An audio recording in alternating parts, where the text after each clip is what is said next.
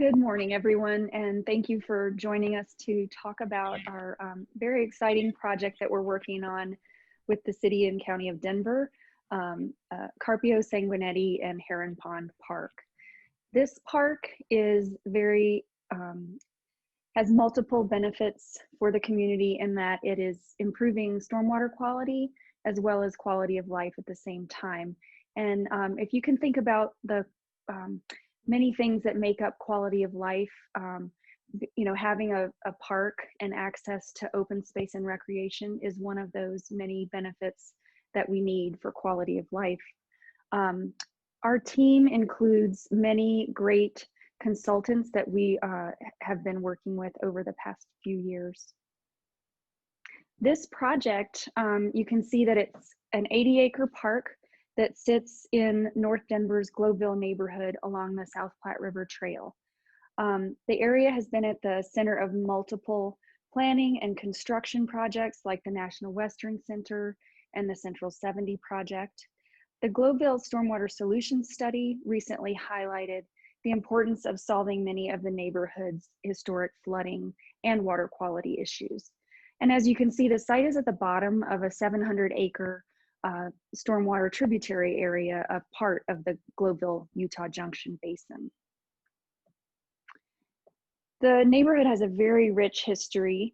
In the 1880s, on this site, Louis Sanguinetti farmed a piece of this property.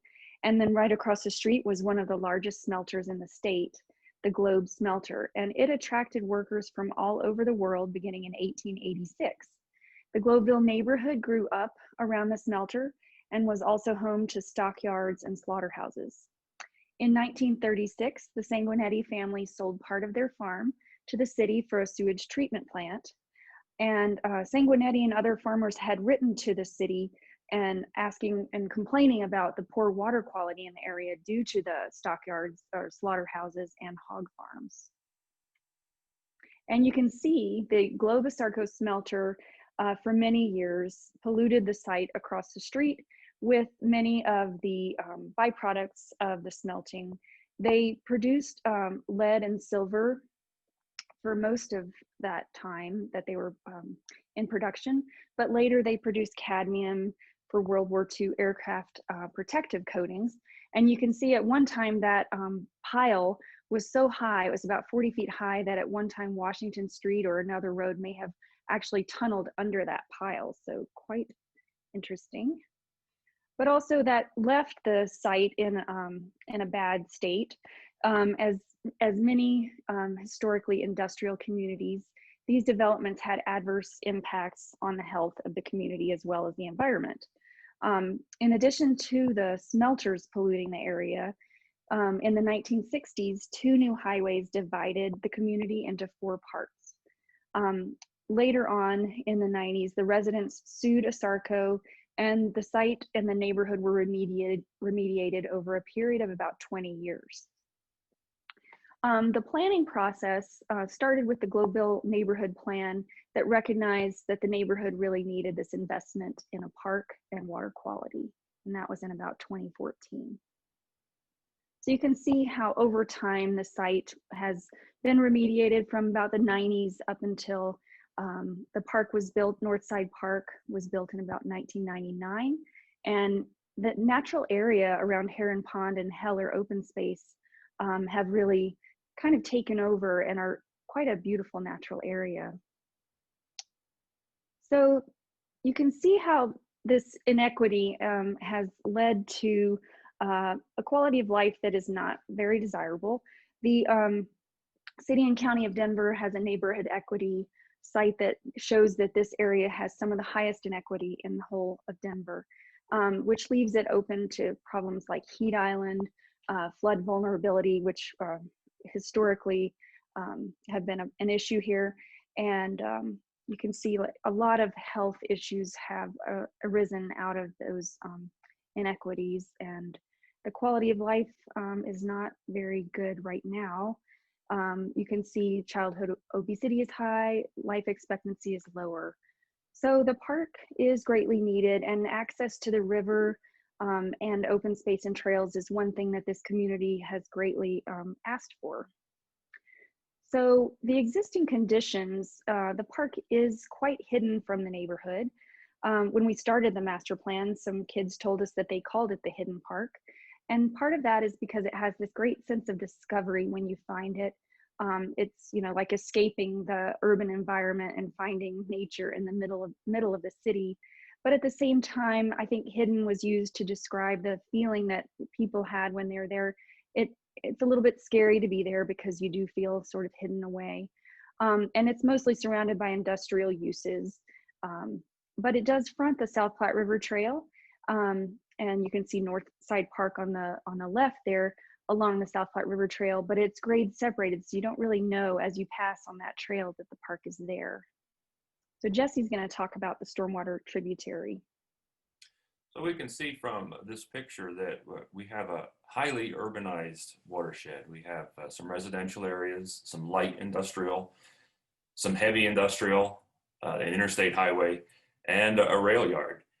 And there is an opportunity as some of these maybe older industrial properties redevelop to include on-site water quality. But really, if the goal is to improve the water quality of Heron Pond, and then by extension, the South Platte River, this is the best chance that we have to improve the water quality in the watershed. Now, if we look at existing conditions on the site, we have a few photos here. Of course, the flood control facility no longer works as originally designed. There's been modifications over the years. But because the original designers may be watching this, and also because I myself have designed facilities like this, I'm not going to say anything disparaging about the original design, but it's safe to say that what's there today is not viewed as an asset by the community. Also, any water quality is accidental.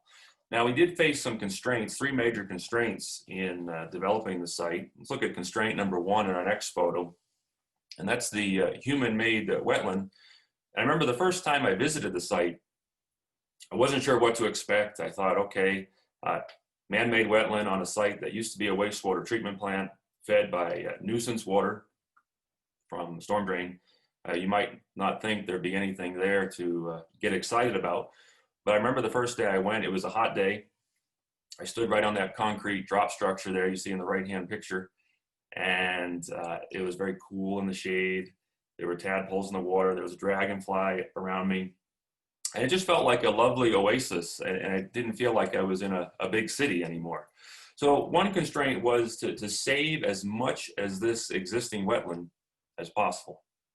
Now, a second constraint, if we look at the next slide, you can see an orange rectangular area, buried lead slag. That's about 11 acres in size. And that had to be over excavated and removed, disposed of at the landfill. So it was logical that any water quality facility would be sited in that location of the former, or soon to be former, buried lead slag. Third constraint, if we look at the next slide, is that the site is very flat. If you look on the right-hand side where it says 51st storm outfall, the elevation difference between that storm drain invert and Heron Pond is just a little bit more than 6 feet over a distance of 2,000 feet.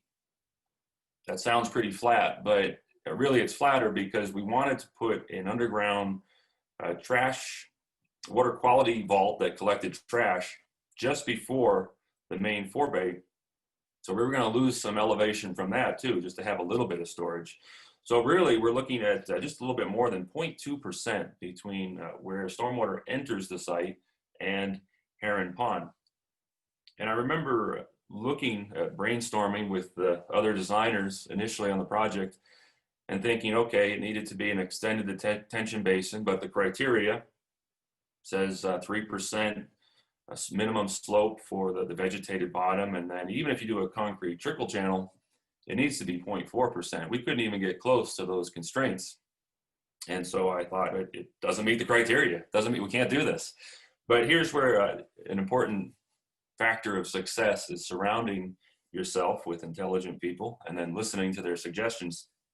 And the team of ecologists that worked with us was very excited about this flatter basin, because that meant they could infiltrate more stormwater and also create a habitat, an upland riparian landscape, a new ecological system that supported plant life and allowed them to build a habitat. Now, I'll discuss some of the innovative components of the water quality basin in a moment. Oh, I need to talk about the operation. Yeah, sorry about that, Gretchen. Yes. So we have our existing wetland channel on the right that goes from the main forebay to the weir overflow structure, and then it backs up and spills into the main basin and gradually drains out. And of course, it was interesting with the ecologists that they came back to us and said, well, it says 0.3% now. Can we make it a little bit flatter and create a terrace?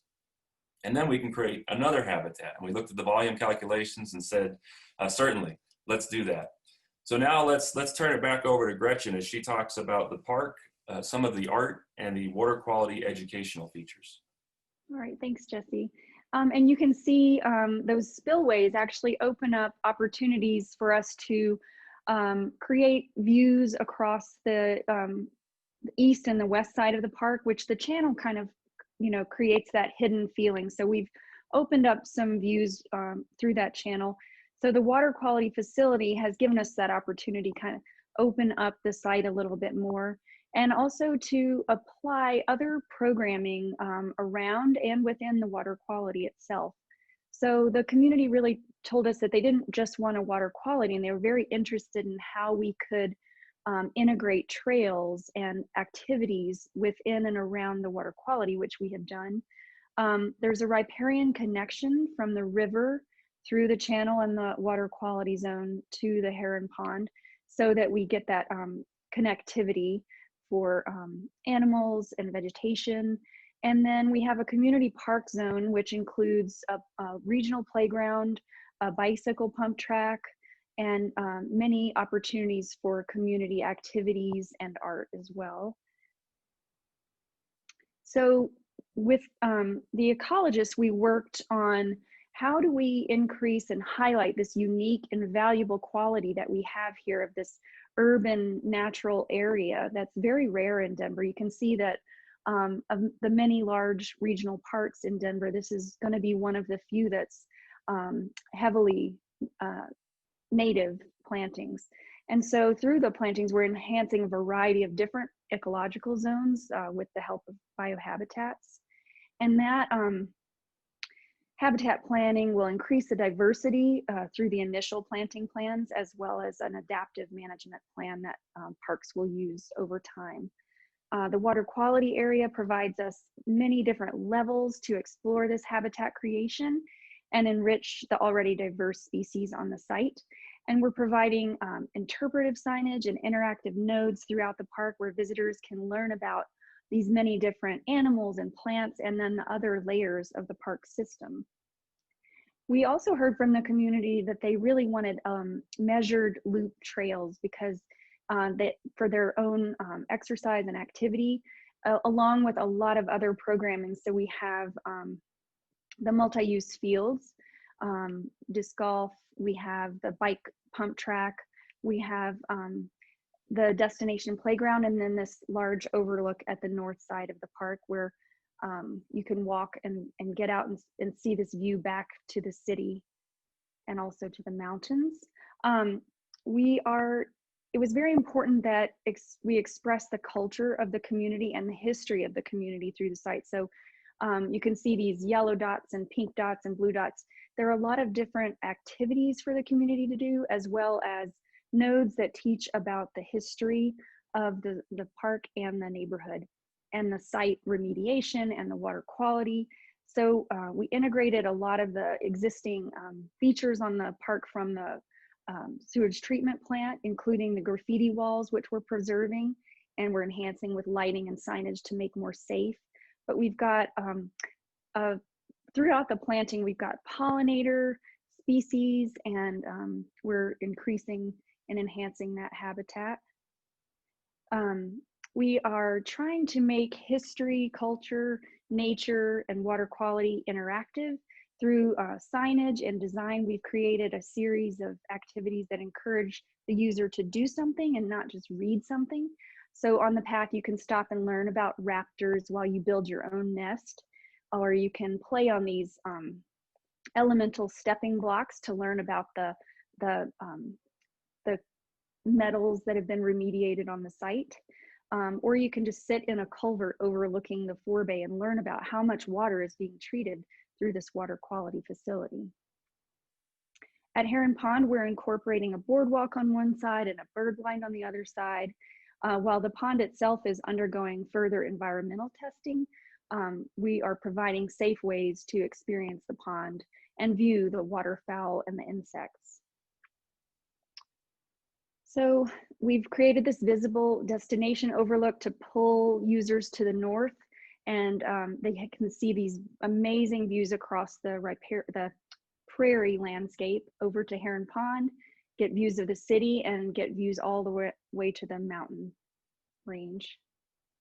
By moving the levee and swinging the South Platte River Regional Trail into the park more, we're creating a better connection to the river with an area for watershed education and recreation, as well as enhanced riparian and pollinator plantings.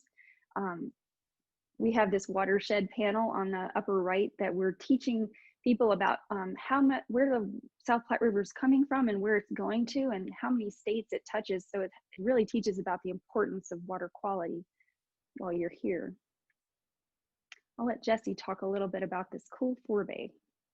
Yeah, before I start, Gretchen mentioned the levee, that the enhancement to the existing levee is also a significant part of this project, but that's another topic for another time. We're focused on water quality. So getting into some of these innovative features or components, we have the main forebay for the site. And I remember talking recently with the project manager at DOTI, Department of Transportation and Infrastructure. And he stated, and I concurred, wholeheartedly agreed, that if engineers were designing this without input from other consultants, that this would just be a giant rectangle of concrete. And I would pat myself on the back for doing a good job. But I think what you see here is far superior. You have a shape that blends in with the existing wetland and the surroundings.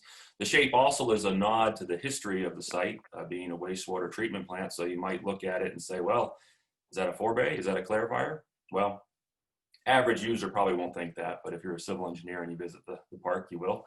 Then you also have energy dissipators that are whole or half sections of reinforced concrete pipe.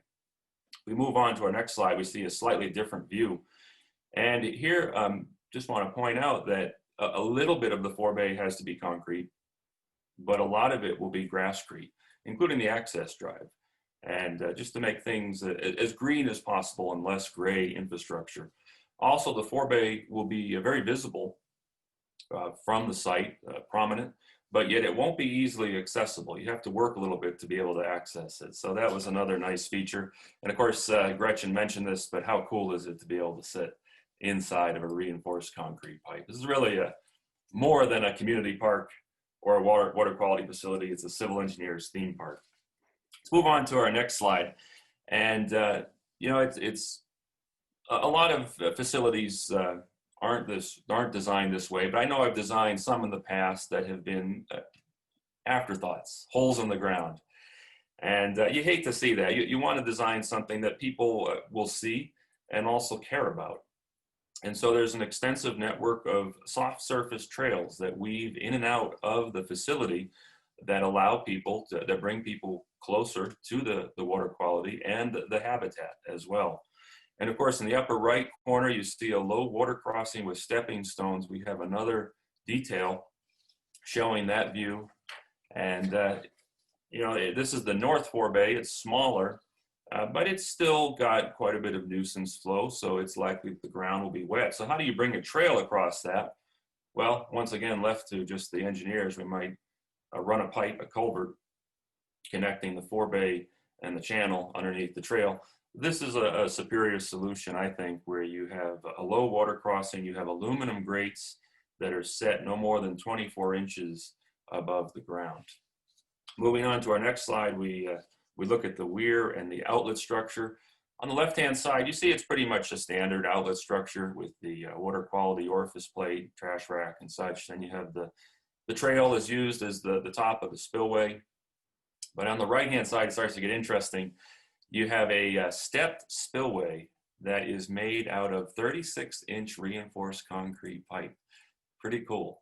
And for my fellow drainage nerds out there, when I open my book of open channel hydraulics and look at my table of Manning's N values, I get 0.013 maybe for a concrete culvert. Can I use that here? Maybe not. And then finally, at the far right, we have a stilling basin lined with a concrete cable lining instead of riprap or just straight concrete. We wanted something a little bit greener, and that's what you see in the picture. That's our hope of what we are striving to achieve. Of course, all these components are really only possible with the collaboration of the people, the folks we've worked with at Dottie, Parks and Rec, Green Infrastructure, as well as the construction group at the city and the maintenance personnel as well, all providing vital feedback. Back to you, Gretchen, for some concluding remarks. Okay, thanks. So as Jesse said, our entire team has been working very hard on this project for several years, and the project is wrapping up construction documents, and phase 1 construction on the riverfront and water quality facility should start in 2021. And we're working to integrate art by a Colorado artist with Denver Arts and Venues, and hoping to further integrate that nature and culture through murals or sculpture on the site. Our team is also working with the city to achieve site certification, which is the first for Denver parks. So we're very excited about that opportunity.